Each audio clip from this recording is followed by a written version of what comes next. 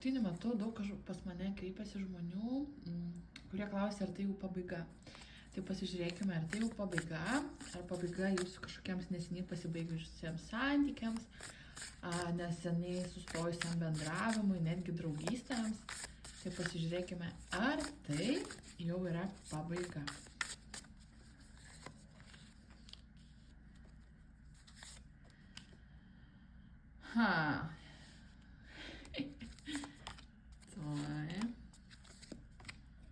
Ne, tai nėra pabaiga. Visų pirma, dėl to, kad jūs vienas kitą labai jaučiate.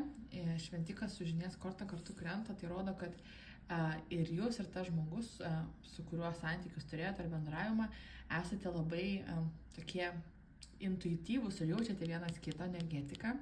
Bet tiesiog jautėte, kad tie santykiai reikalauja per daug, buvo didelė našta, gal jūs daug konfliktavote, arba nesupratot vienas kitą, arba nepavyko susikomunikuoti, tiesiog pavargote nuo nesibaigiančios naštos, nuo nesibaigiančio kažkokio konflikto ir dabar jūs vienas nuo kito atsitraukėte, bet abu žinote, kad tai dar yra ne pabaiga, ypatingai su saikingumo korta, kartu taurių 10 ir pažas kardų rodo grįžimą į laimę tam tikrą.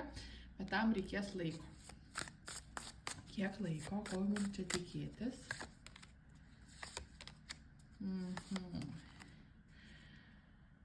Taip, vis dėlto, tikriausiai gal apie Valentino dieną čia viskas bus, bet vis dėlto planuojate jūs abudu, norite abudu naujos pradžios.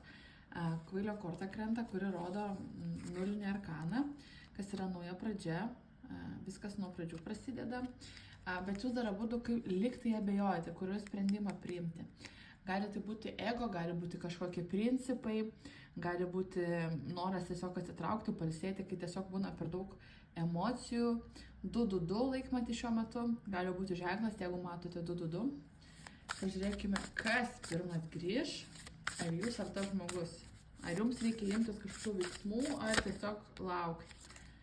Reikia palaukti. Reikia palaukti, tas žmogus ateis jūsų gyvenimą, grįš jūsų gyvenimą biškį lėčiau, negu jūs tikėjotės, bet jisai grįž, sakyčiau, apie mėnesį laiko, kadangi monetos, čia krenta monetos užtrunka, kuris laikas. Tai ne per dienas, ne per savaitės, bet sakyčiau, apie mėnesį laiko.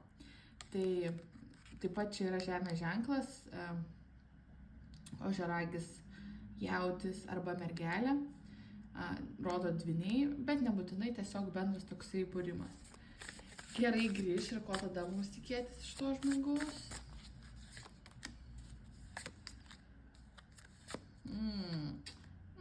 Aš kaip ir sakiau, kad jūs, kadangi turite kažkokios intuicijos abudu, bent jau tikite tais dalykais, kortomis ir panašiai, vien dėl to, kad žiūrit mano video, tikriausiai tikite.